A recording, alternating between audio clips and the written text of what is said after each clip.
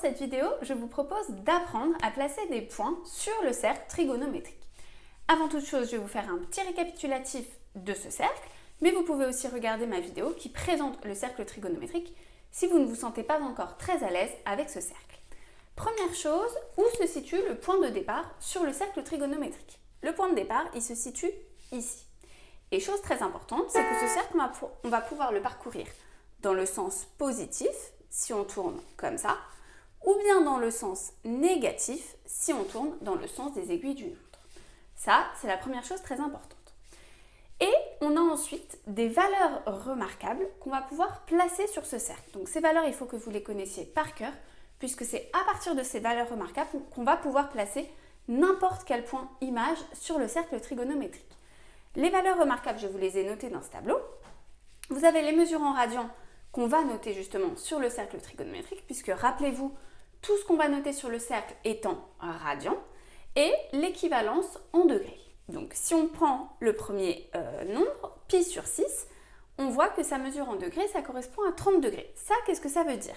Ça veut dire que si vous placez un rapporteur ici à 0 et que vous faites un angle de 30 degrés, donc si je fais un angle de 30 degrés, je vais arriver ici, et bien ici, je vais avoir pi sur 6. Et là, j'ai placé ma première valeur remarquable, qu'il faut absolument savoir replacer seule. De même, pi sur 4. Pi sur 4, c'est 45 degrés. 45 degrés, c'est la moitié d'un angle droit. Donc ici, j'ai un angle droit, la moitié, ça va être là. Je vais avoir pi sur 4. Et de même pour pi sur 3. Pi sur 3, c'est 60 degrés, donc c'est 2 fois 30 degrés. Ça veut dire que je vais faire 30 degrés, 60 degrés, j'arrive à pi sur 3. Donc voilà, 3 valeurs très importantes à connaître. De même, pi sur 2, 90 degrés, ça c'est facile, c'est mon angle droit. Donc pi sur 2, il se situe en haut. Pi vaut 180 degrés, c'est un angle plat, donc ça veut dire que j'ai fait un angle comme ça. J'arrive de l'autre côté à pi. Et enfin, 2pi, c'est 360 degrés. Ça veut dire qu'en fait, j'ai fait un tour complet. Ça veut dire qu'ici, en 0, j'ai aussi 2pi. Et rappelez-vous que ce cercle, je peux tourner autour de manière infinie. Ça veut dire que si je faisais un tour encore en plus, j'arriverais ici à 4pi. Un tour en plus, 6pi, etc., etc. Donc on dit qu'à chaque point image du cercle trigonométrique correspond une infinité de valeurs à 2 kpi près. Qu'est-ce que ça veut dire? Ça veut dire qu'on peut rajouter un certain nombre de fois, k fois 2pi. Et à chaque fois qu'on rajoute 2pi, on retombe exactement au même endroit, puisque 2pi c'est 360 degrés, donc ça correspond à un tour de cercle.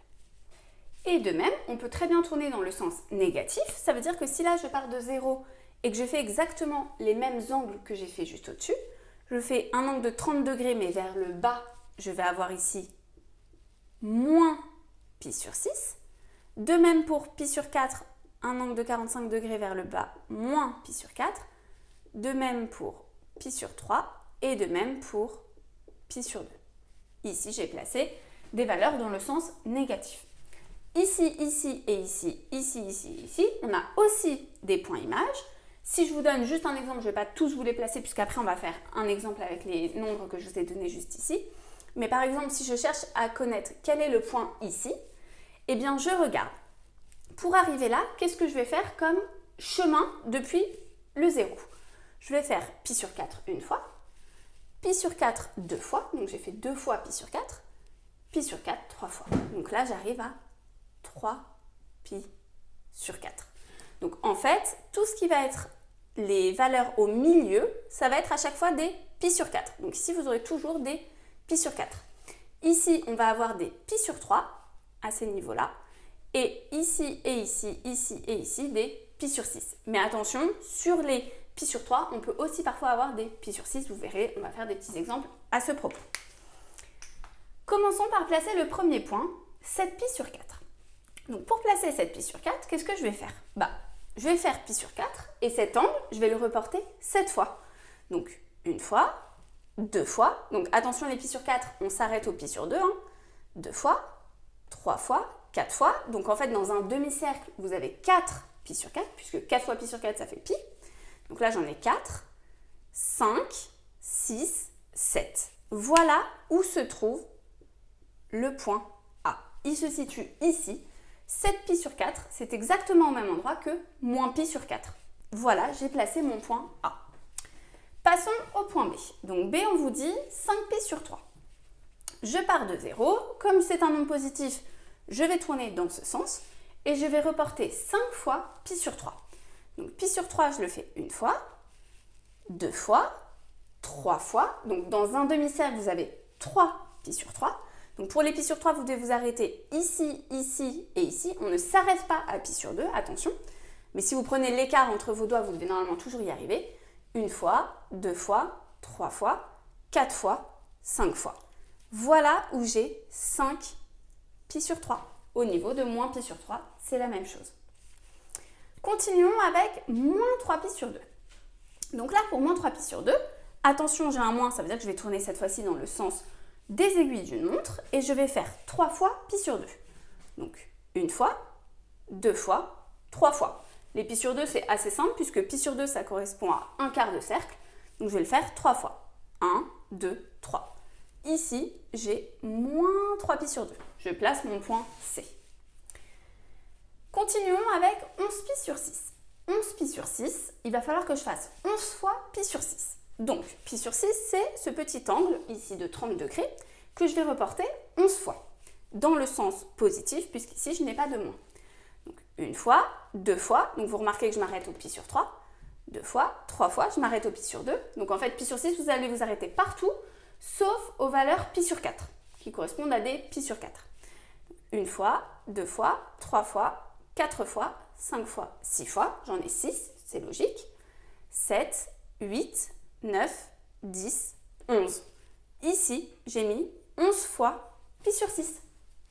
Et c'est aussi intuitif parce que si jamais je vous avais demandé 12 π sur 6, 12 π sur 6, ça veut dire 12 divisé par 6, ça fait 2, ça revient à faire 2π.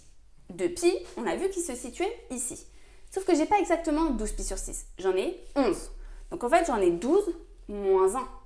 Et en fait, comme moins π sur 6, il se trouve ici, ça veut dire que j'aurai ici mon 11 π sur 6. C'est une autre manière de raisonner.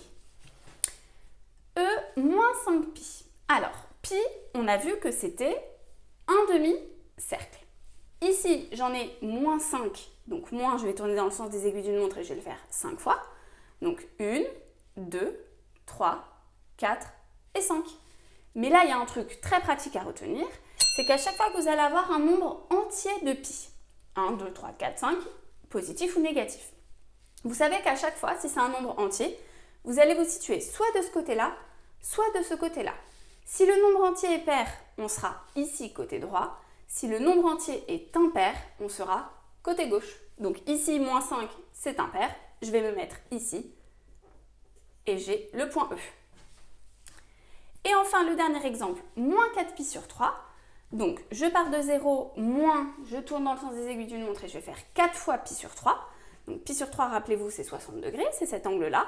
Et je vais le faire 4 fois. Une fois, 2 fois, 3 fois, 4 fois. J'arrive ici. Et là, j'ai moins 4 π sur 3. Donc voilà, j'espère que c'est clair, que vous avez compris comment placer des points sur le cercle trigonométrique. Ici, je vous ai fait des exemples relativement simples puisqu'on avait à chaque fois des valeurs plutôt petites. Mais si par exemple, je vous avais demandé 110 π sur 4, évidemment qu'on n'aurait pas pu faire 110 fois π sur 4. Une fois, 2 fois, 3 fois, jusqu'à 110. Enfin, c'est faisable en soi, mais ça prend beaucoup de temps. Donc pour ça, il va y avoir une autre technique que je vous explique dans une autre vidéo qui consiste à trouver la mesure principale d'un point image. N'hésitez pas à me poser toutes vos questions en commentaire si vous en avez. N'hésitez pas non plus à vous abonner à ma chaîne YouTube. Et je vous dis à bientôt les loulous!